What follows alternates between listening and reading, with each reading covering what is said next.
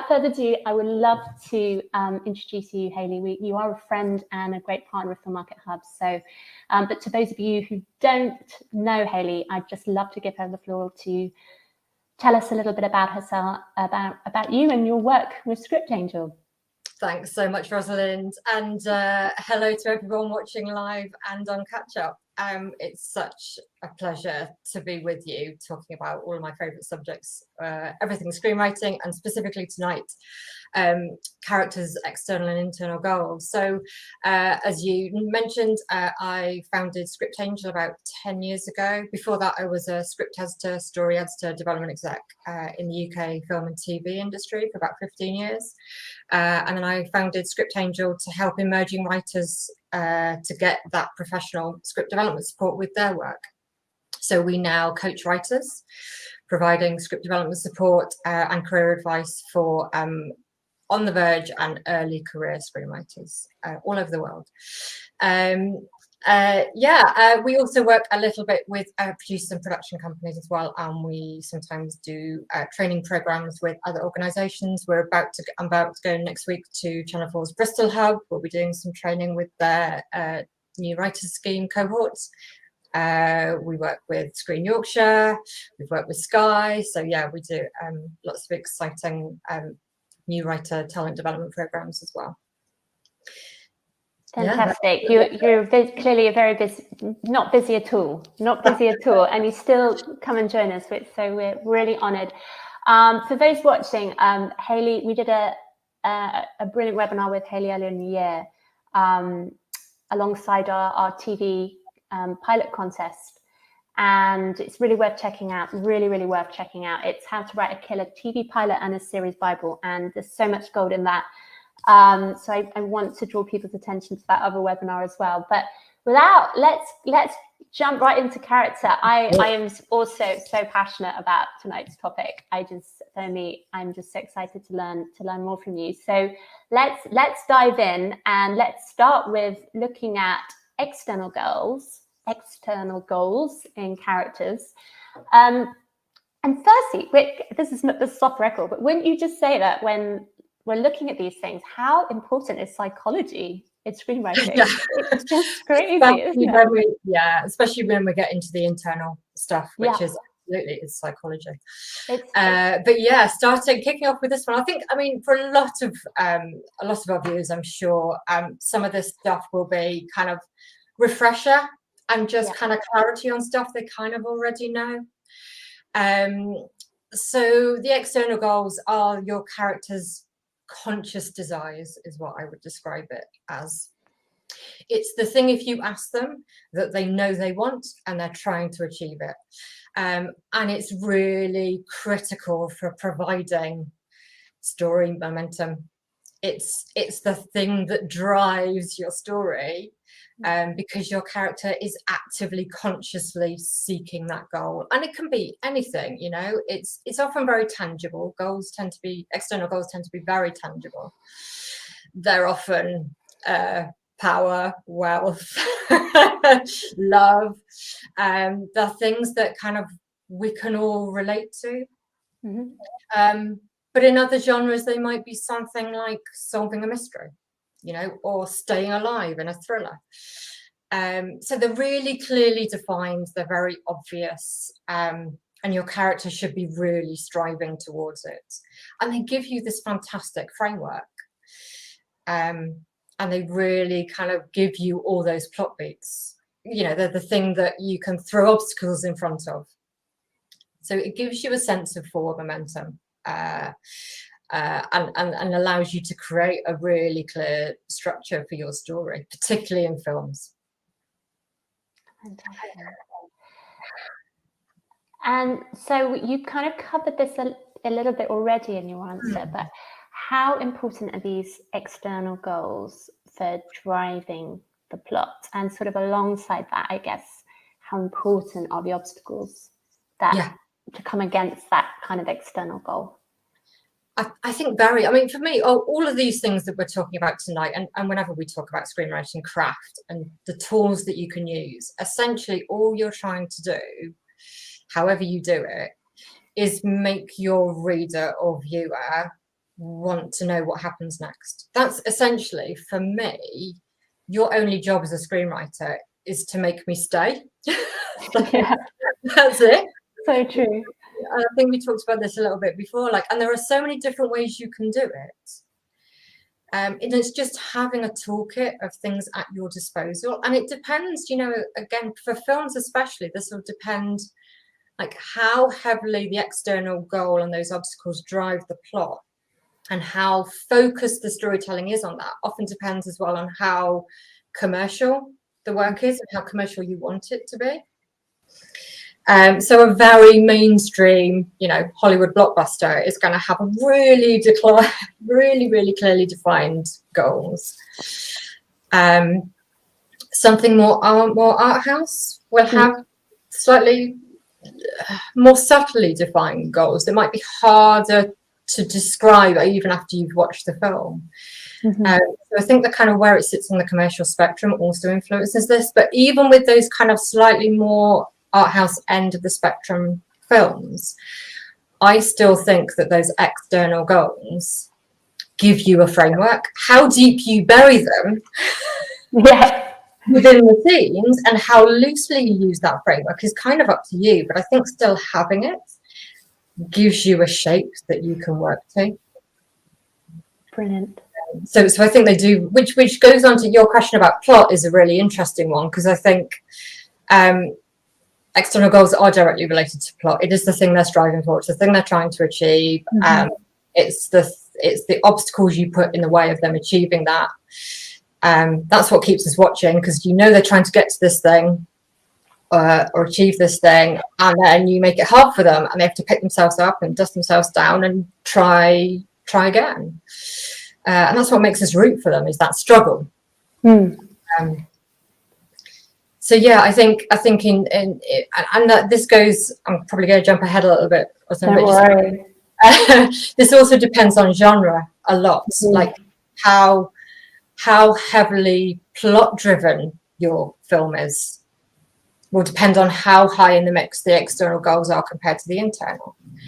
So, for example, in a very commercial piece of work, in a genre like thriller or action, those external goals are really clear and very central to the way the whole thing works. In other genres, I think they're more buried and more loosely constructed. Well, we'll talk about that a bit more when we talk about internal goals, I suspect. I have this, like, I know it's going slightly off piece, but just jumping off the back of that, I have a question that in this kind of world where we're seeing a lot of, you know, blending, subversion of genres, is it, if sort of aside from genre, how important is it that like all characters within a film or a series have an external goal? Is that important? Does it, even the minor characters, would you say? Yeah, and I think this is where you kind of, it's how you differentiate projects when you're evaluating for something like a script competition. It's the difference between the ones that make it to the semi-final and the ones that make it to the final. It's that next level of writing and attention to detail. When you read a script where every character, no matter how minor, if they're named, they're really clearly defined, and they've got some kind of internal story and some kind of external story, even if it's only 3 scenes across the whole film. It's that level of detail and layering that makes the very best scripts really stand out. Great. So I think absolutely, if you want to get to that next level with your writing, it is paying that amount of attention to every character, no matter how secondary they are. We might talk about that again a little bit more when we talk about internal goals, because that's around character definition, really, because you can't do internal goals unless you've really defined your character. Totally. And that's so I guess that brings us quite sort of naturally on to the next question, which is how what's the difference in the playing out of these external goals? In, for example, a feature film, and we are slightly more focusing on feature film tonight, but how would that be different in a series arc? And does that again depend on if it's a genre specific film or series? Yeah, so this is really interesting. So external goals are really important in both. The example I was thinking about actually when I was pondering this earlier was Breaking Bad's a really good example of this. Yeah. Because you can really clearly give a quest story essentially in a feature film and pay it off at the end. You know, they achieve what they wanted or didn't, which we can talk about more. And in something like a thriller, that kind of is so neat and so satisfying. And the challenge with something like that, a very, very external goal-driven, plot-driven genre like thrillers, is it's very hard to sustain that over 10 hours. Yeah. Because is it plausible that you're still on the run? You know what I mean? You know, if you imagine trying to sustain a Bourne story over 10 hours times 4 seasons, you start to go, really? Exhausting for everyone. Yeah, and it just, you start to stretch the credibility of it once you extend the length of it, which is why those genres are very hard to do in television. And that's why I think one of the interesting techniques you can use, and Breaking Bad is such a good example of this, I think, for both internal and external, is that actually his external goals are different in every series. So the external goal you start his story with, Walter White's story at the beginning of Breaking Bad, is not the same external goal he has, the conscious desire he has when you start season 6. He doesn't want the same things. He's not still trying to achieve the thing he set out to try and achieve at the beginning of series 1. So what you can do in a series is to shift that conscious desire. He either achieves it or he doesn't, but something happens internally that means he actually wants something different the next series. Fantastic. So and I'm sure I'm not giving away any spoilers, but you know what I mean? Yeah, no. Start series 1 wanting to be a drug lord. Yeah. You're not trying to tell that story over 20, 30, 40 hours of drama. He's just trying to get enough money to pay his medical bills, and he's trying to keep it separate. So he's got a couple of really clear goals that sustain that first series. And then those external goals and what he consciously wants shift for the start of the next series, and that's what helps to give you incredible momentum. And it's also so much more authentic in general, isn't it? Because if you're staying with especially if you're staying with a story, you know, for more than an hour and a half. Just a quick question, really, again, naturally flowing on from this. Do external goals, well, you've already answered that they can shift, but if we're looking at feature film, do external goals need to stay the same in a feature script? I know there's no real rules to anything, but also do they need to be achieved in a feature script, or can they change? Yeah, I think both. I think both can be true. Absolutely, they can shift, and but it has to be as a consequence of something changing for the character, internal. I think there be an internal change in them that makes them want something different that they wanted at the start. And I think they absolutely cannot be achieved. My favorite example, and I'm gonna apologies, you've heard me talk on webinars and sessions before, but my absolute favorite example of the really clear difference between external and internal goals is The Wizard of Oz. Brilliant. So I talk about it because she sings about both. Yeah. It's such and it's a film that so many people know, such a big percentage of any kind of viewing audience will know that film or know it enough to be able to kind of reference it. She sets out at the beginning with a really clearly defined external goal, which, as everybody knows, is to go somewhere over the rainbow, right? It's the forerunner of the Disney Wish song. Mm-hmm. She sings, I want, you know, she wants to be somewhere over the rainbow. She's really, and the reason she wants to be somewhere else other than on a farm in Kansas is because of her internal goal and her flaw. She's not a happy, contented bunny on a farm in Kansas. She's very dissatisfied, right? So the two things are really, really tied together. Her external goal is a symptom of her character flaw, which is she's very dissatisfied with her life. She's not contented. She thinks the answers and happiness lie somewhere else. Mm-hmm. And she doesn't get what she wanted, in the sense that she ends up back where she started. Yes, she goes on an adventure, but she doesn't get to stay there. In fact, she chooses not to stay there. She clicks her heels at the end of the film because she's learned her lesson. Mm-hmm. She's learned that there is no place like home. That's beautiful, actually. It's so simple. It's so simple. Yeah, it's so simple. So powerful. She goes through such a big transformation in terms of how she feels about her family and where she is and her friends and her life in Kansas. And yet it's the external goal that drives the plot, that makes her seek adventure somewhere else. But she seeks it because she's dissatisfied. And actually the satisfaction doesn't come from that life in Technicolor over the rainbow. It comes from her family around her bedside. It's actually such an incredibly deep film, isn't it? The more we analyze it, it's like, but that's such a great example, because I think it's a great example. It's a very clear example. I think most of us will have watched that film, so we can all clearly understand.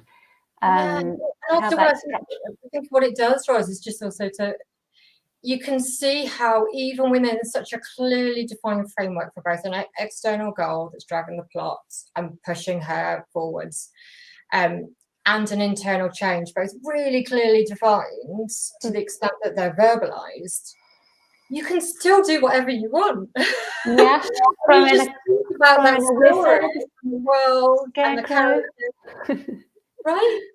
Yeah. I mean, you've got so even within this really tightly constructed, really clearly defined set of external and internal goals, the thing that most excites me is that kind of you've got absolute freedom. Yeah.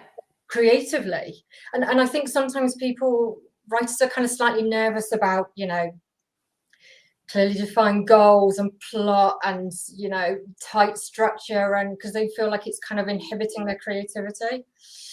And they want to be freer than that. And that's why I think The Wizard of Oz is such a great example of the amount of creative freedom you have, even in probably the most clearly defined external and internal goals example I think there is on screen. Fantastic. That thank you so much. That's so helpful. And before we move on to internal goals, could we talk a little bit more about I'm going to ask you any tools or tips for writers in how they can, once they know their main characters or characters' conscious goals, how can they play with conflict to kind of how can they play with obstacles to kind of create that conflict, to keep it interesting, to keep it keep it staying? Absolutely, because you don't just want them kind of working through a series of really obvious obstacles that you kind of could have mapped out at the beginning, kind of as a viewer.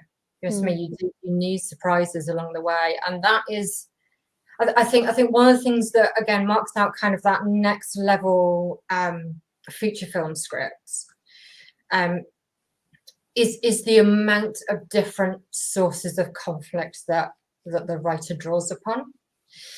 So we put an article up a couple of months ago up on Script Angel about this, about kind of creating conflict and all the different tools that again are available to you that you can draw on as a writer.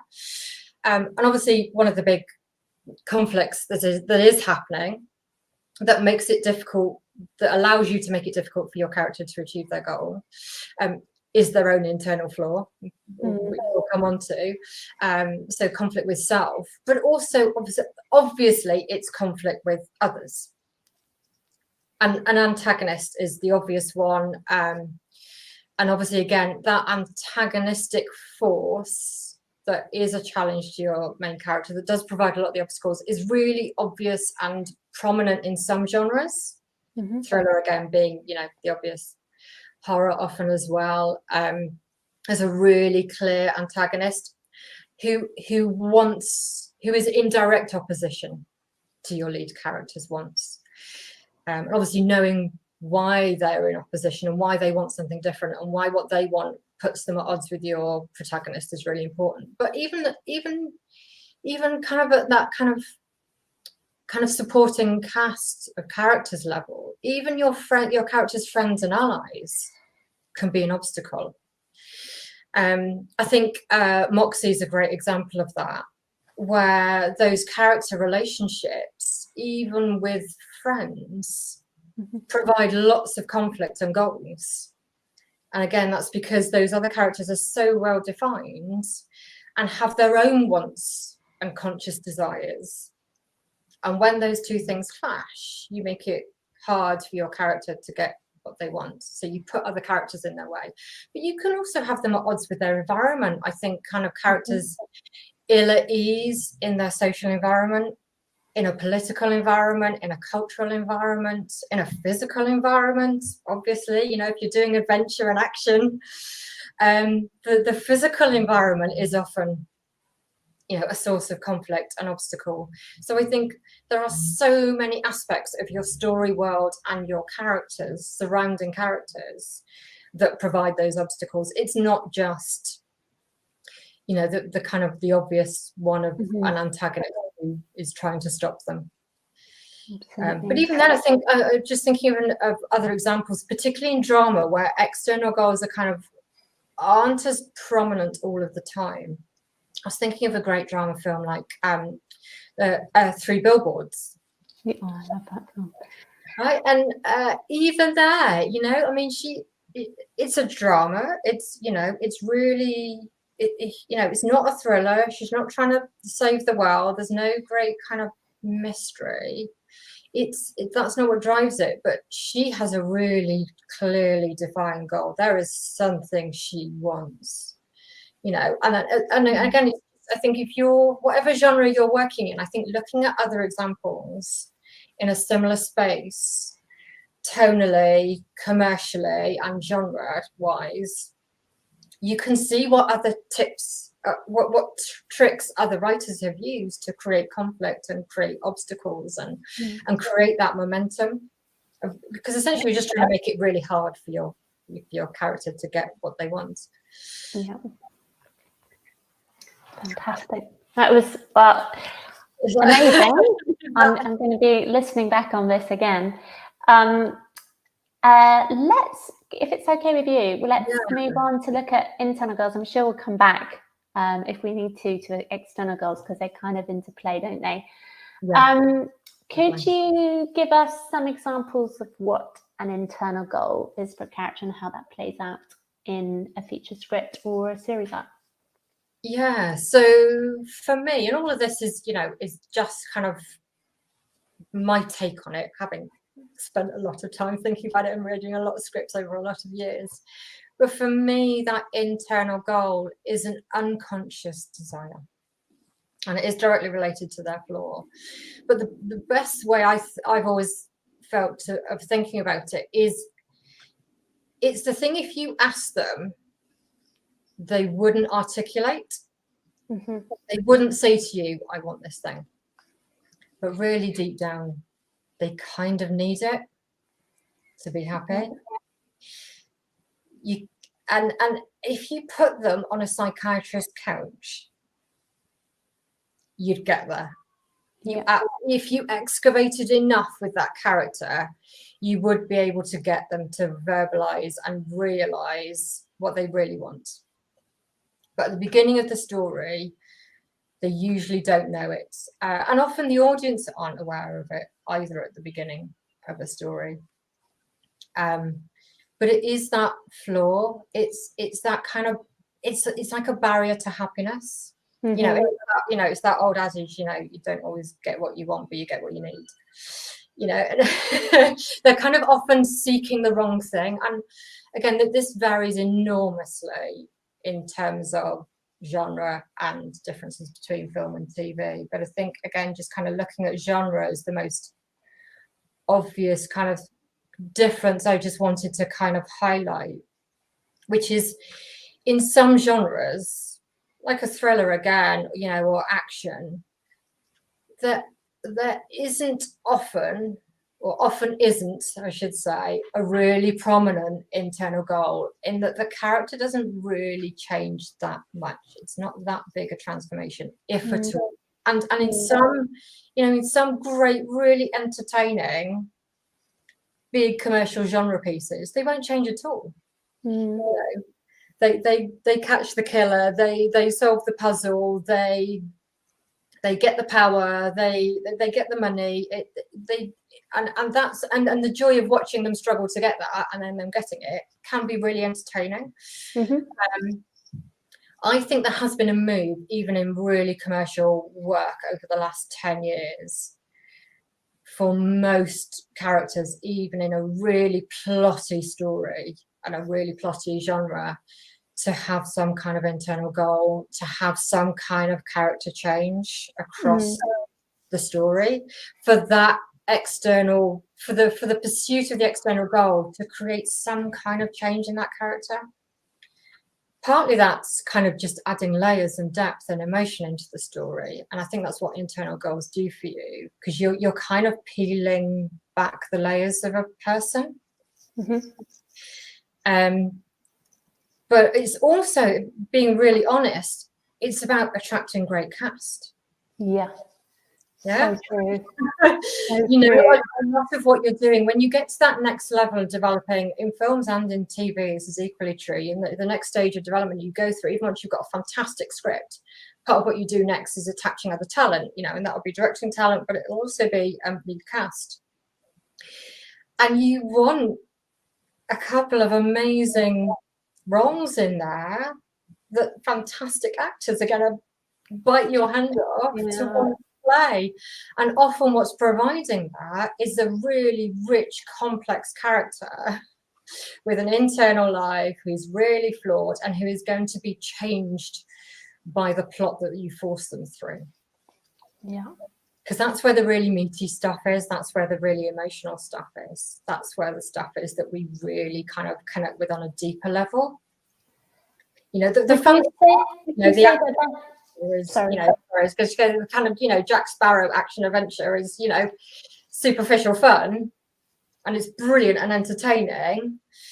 But if you want to get to that kind of, if you want something that kind of is kind of engaging you on a deeper level, it is those it's the internal life of a character, of which they are often, hopefully, fairly oblivious at the beginning of the story. And I suppose it's that depth that makes a film, particularly in series. I of course I think they, you know, they play a lot more with internal goals, but in a film I would, you know, it's the depth, it's the internal world that makes it memorable and lasting, really, rather than just a piece of entertainment, isn't it? Yeah, it really is. And I think obviously, well, my experience is writers are either naturally really gifted at plot, and their characters are kind of secondary, and they need to kind of consciously develop characters that are deep and complex and rich and have an internal life. But the plots are amazing and twisty turny and like super hooky. Or they're naturally brilliant character creators. And you're really engaged in that character's kind of internal world, but what they need to kind of work on is the external stuff, so that we don't just repeat character in same situation. There's something kind of pulling you forward as a viewer. So yeah, I think even with, you're right, even with feature films that are very plot driven, where the external goal is really prominent, I think that depth comes from that internal goal. And again, this is where, you know, it's all to play for. I think you knowing it gives options. As a creator, I think you knowing the answers to these questions, like what if you put your character on a psychiatrist's couch and really excavated with them, what is the thing that would actually make them happy that is not what they're actively pursuing at the moment? Yeah. Because there should be a difference, as there is with all of us, really. That's why this is so interesting, I think. So I know, so deep, isn't it? Right? And totally. I don't know about you, but if I wasn't doing this, that's probably the field I'd be in. I'd probably be in forensic psychology. That people are endlessly fascinating. Absolutely. I'm always asking why. Like when someone says something or does something that is a different reaction to mine, my first thought is, oh, why? Why do you think that? Why are you feeling that? Why are you wanting that? And it's that curiosity. Yeah. So I think, even with those really plotty, very genre-specific films, I think that depth of character and an internal goal is really important to allow you to add that layer and that depth to it. Yeah. Great. That was really fascinating and deep. So I'm going to ask a little bit about sort of the attainment and realization of the internal goal. And I wondered if you could talk about that in regards to feature films, but also in regards to series, because am I right in thinking that in series, we don't really, because it's often a continuing. I'll be interested to hear what you say. Anyway, I'll let you talk about that. I will. You're absolutely right. The really challenging thing in series, that's why I do think films are kind of, I'm not going to say easier, but in terms of like, because in series you have to know what your character's internal goal is, but you can never pay off the story. And it's so hard because what that unconscious desire has to stay sort of somehow hidden from them or out of reach, or they have to be really self-destructive. Obviously, we're talking about kind of what you have to do in order to make something really long-running. Yeah. Character-driven. I'm just thinking when you're talking now of Homeland and Carrie, because that's a really interesting example of someone who probably quite conscious of her internal goals, but is self-destructive. So it kind of just continues. She doesn't learn, so it just continues. Yeah. And it's really hard because she's a very self-aware character. You're right, but she somehow just keeps not learning, and it's really challenging. So I remember when I first started working on continuing drama series here in the UK, and it's really challenging because, like I say, you can't ever pay off that story. I remember talking about we're going back a while, so apologies, but I think she's just such a great example of this, of like Kat Slater being like a perfectly constructed, designed continuing drama series character because her internal flaw is so strong and she's so self-destructive that as soon as you give her what it is that actually makes her happy, she kind of just blows it all up again. Yeah. There's a degree, and often this comes from characters with a degree of self-loathing. That's often the device that you use when you're creating characters who are going to kind of not learn the lesson, in the sense that they're going to kind of blow it all out as soon as you give them what actually is that does make them happy. It is often deep sense of self-loathing, of not being worthy of that happiness. So true. And I think that's probably true in Homeland a little bit as well. I think there's quite a sense of her feeling like she kind of somehow doesn't deserve it. Yeah, it's lack of self-love, isn't it? It's that kind of. Yeah. And I think that's. But I think again this is true of most people. Like everybody's searching, right? I mean, how many people do we know who are like truly contented and truly love themselves and are not sabotaging their life in some way? Yeah, absolutely.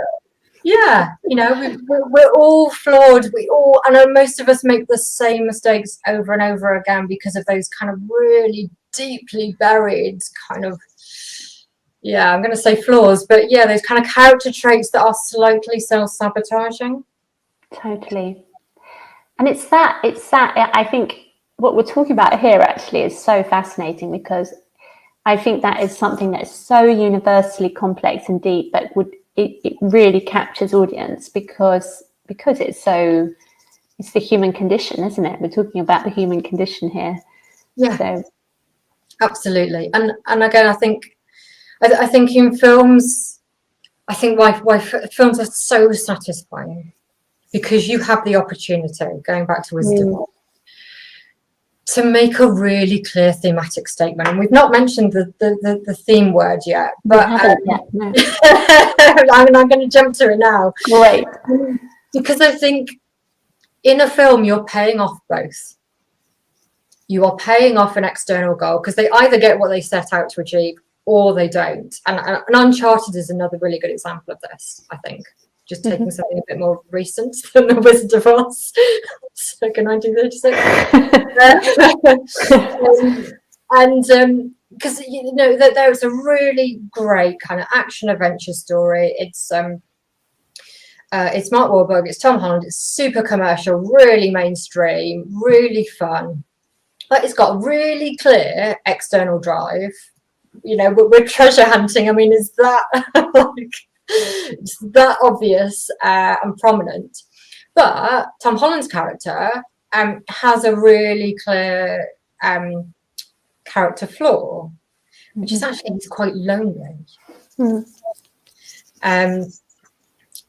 And so in that film, you get this really satisfying. It'd be really interesting to see what they do with the second one, which I'm sure, and they would be astonished if there isn't the second one. I'm sure someone will put in the chat in a minute that there's one in production now. And like how you deal with that, because in the first film, they very much paid off the internal flaw of his character, which is really satisfying. He doesn't get what he wanted. Spoiler alert. I'm going to do it, even though it's a recent film. The treasure becomes significantly unavailable. They find it and then lose it in quite a permanent way. So they don't get what they wanted. They don't get the treasure they were seeking, even though they find it. But they do both get that kind of internal payoff. You know, Tom Holland's character is changed. He does get what he actually needed, even though he didn't realize he needed it. He gets a friend. And it's really sweet, because there's this gorgeous friendship that develops between the two of them. I know obviously they hate each other at the beginning. So it's really sweet, and it's very, very satisfying, which in films you can absolutely do. You can pay off both these external and internal goals. And it's very satisfying. And I think just to kind of touch on theme, if I can. Yeah, please do.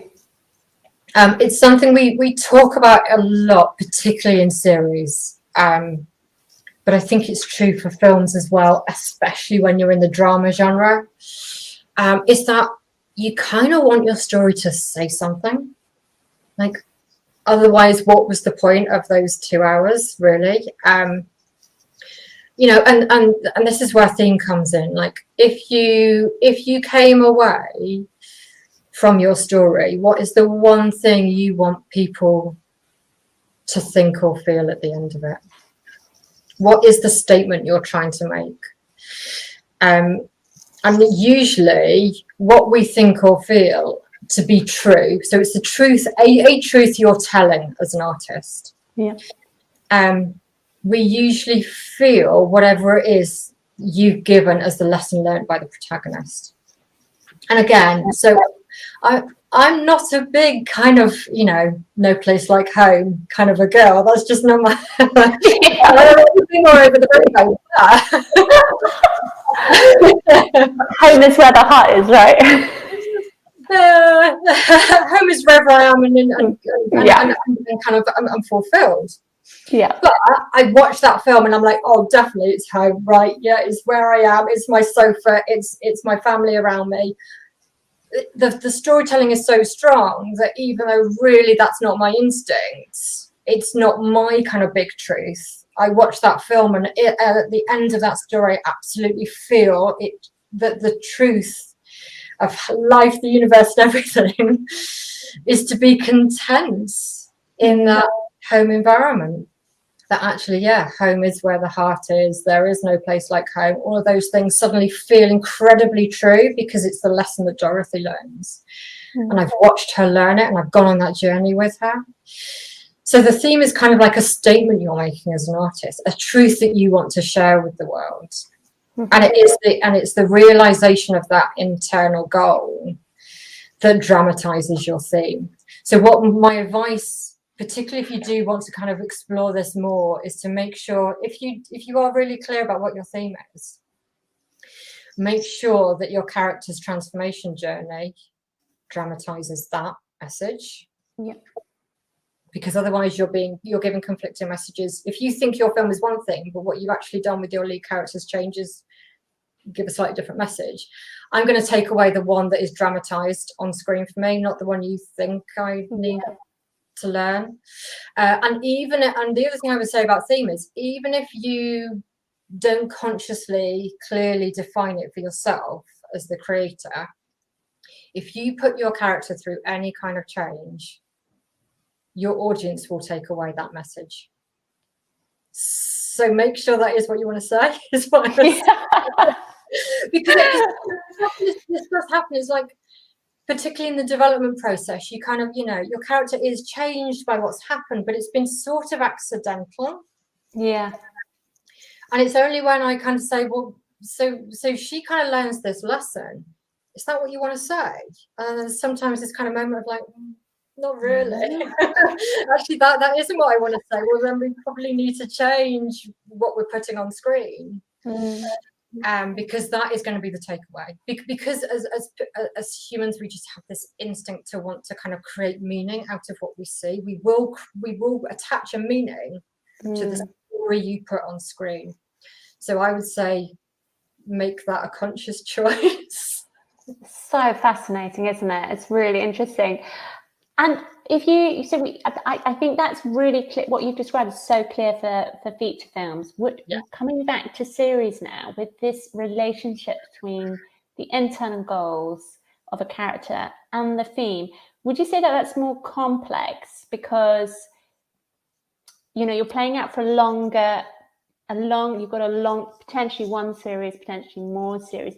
How would you say, if you're never really arriving at the internal goal or the realization of the internal goal, how do you have a very clear sense of theme? Or is it, again, what the character is learning through the process?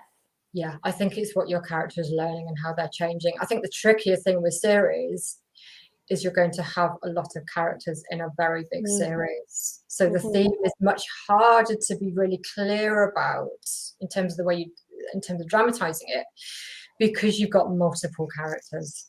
And I just think about, let's take Game of Thrones. I mean, it's because it's such a substantial piece of work in terms of just the sheer volume of hours, the amount of story and plot you need for that, and the amount of characters you need to spread that across, means it's very hard to be really clear on the theme. Because obviously we can say the subject of the theme is power. Obviously, it's the pursuit of the Iron Throne. I mean, it's really clear what everybody wants, and most of them are actively pursuing it. And Succession is similar. I was going to say Succession because that's slightly more controlled world, but it's so interesting. Yeah, and obviously it's a work in progress. It's harder to talk about Succession because we haven't concluded the story.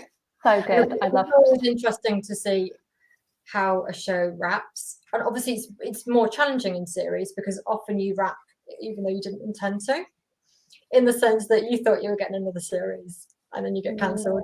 I know, your story ends at a point that is not of your choosing.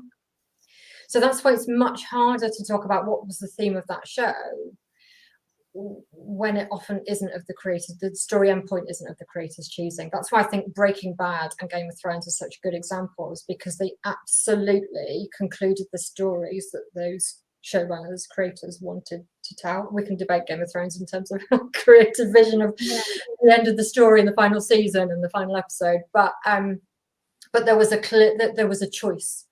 Choices were made in both of those shows, and what was on screen was somebody's choice of where the story ends.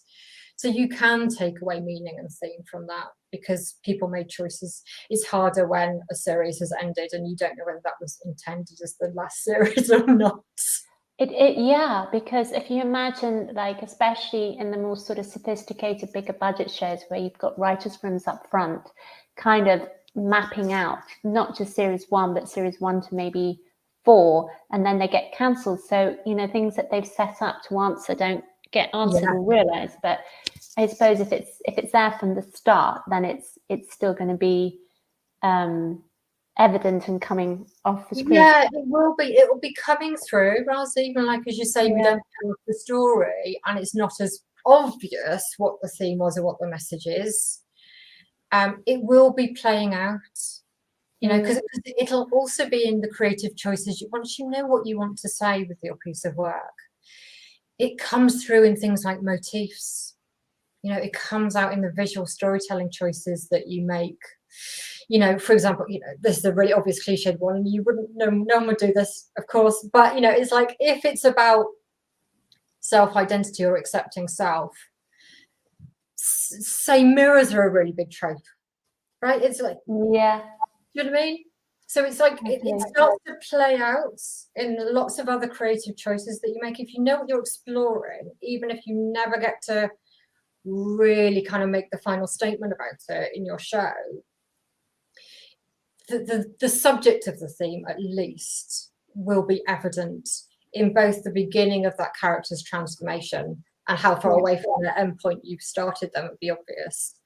But also it'll be coming through in those other creative choices that you make that will be on screen. Subtext, my favorite word. No, our favorite word, but it's so true, isn't it? Like, and I think, would you say that subtext within everything we've talked about today is so, how important is that? Because it's, you know, again, it's like, how on the nose should a writer be with this stuff, or, you know, does it need to be quite subliminal? How clear and obvious do you think it needs to be, or can it be more hidden? Yeah, I think that's a really good question. I think it can be really hidden. This is why I really want to encourage writers, even if they feel like, oh, this stuff is just so obvious and commercial in Hollywood, and I'm not writing that kind of stuff. My stuff is, you know, is more interesting than that. I would say that these frameworks are so important, and you can bury them. They can just kind of peek out. Or you can bury them below tons of subtext. Yeah. Right. Or you can make them really on the nose and, you know, have them verbalize it. I mean, you know, there's two extreme versions of this. I would say, I mean, in films, we are able to do work that is incredibly subtextual, where the audience has to work very hard to create meaning out of what you're putting on screen. That makes it further down the art house end of the spectrum, and less commercial, because you're asking your audience to work really hard. The audience gets smaller, and in series we have to be even more commercial than films. There isn't really art house TV, even in the world of global streamers. I would say, so you have to bury it to some degree, but not to the point in series especially where, like, nobody could answer that. Right? You watch those shows, right, where you're like literally like 10 minutes in, like, or 20 minutes in, what on earth is going on? It's too clever, trying to be too clever. Yeah, and obviously, you know, there is an audience for that, but it's just, yeah, the harder you make your audience work, the smaller the potential audience is for that show or film, and then we're in the comparison of budgets. So that's fine. If your audience is really small, if your budget's really low, that's fine, because the two things kind of match up. if you're multi-million-pound budget, really high budget, and incredibly art house, that's kind of a bit of a mismatch in terms of like how you can actually take that thing to screen and who's going to finance that. Fantastic. I'm just aware, Hayley, we're actually beginning to get a few questions through. So I was meant to say up front, for anyone watching, please do send through questions, because we're going to now start to look at these. There's a few coming up. So firstly, I'm Delia Chanda. Thank you, Delia. Delia says, to maintain the integrity of the story arc, how much of the internal and external goals of main characters should be exposed in a pilot episode of a 7 episodic dramatic limited TV series? So great question, Delia. So in the pilot, in the pilot should be exposed? That's such a good question. Well, I would first of all suggest definitely, as Ros mentioned at the beginning, go and have a look at the other webinar, because that is all about pilots and what your pilot needs to do and how much needs to be up front. I would say, and this is personal taste a little bit,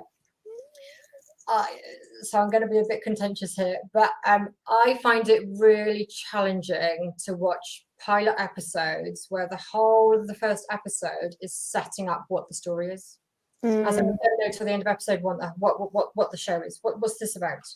I don't really want to spend a whole hour going, what's the story?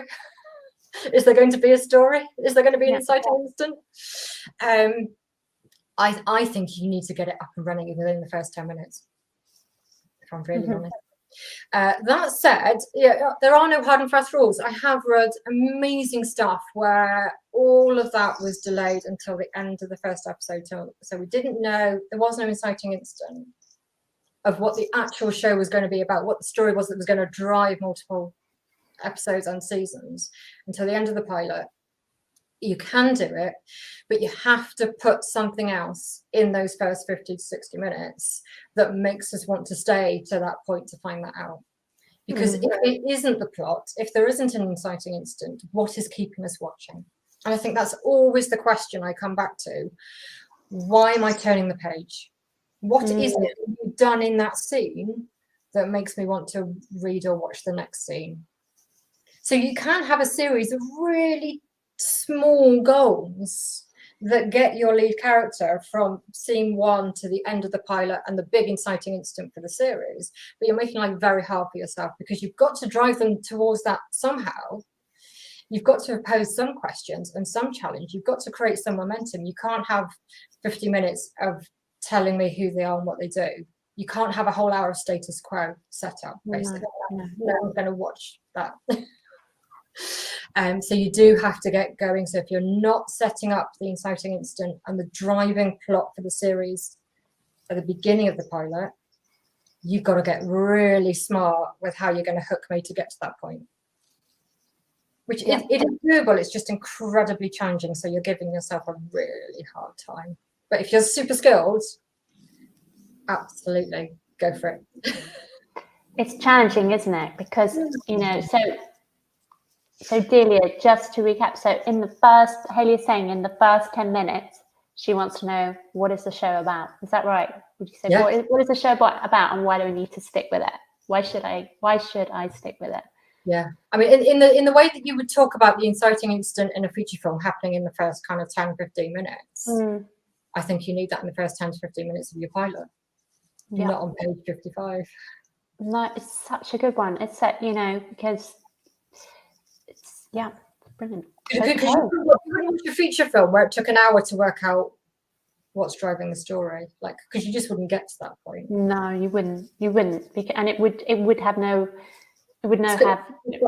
climax or resolution. Yeah.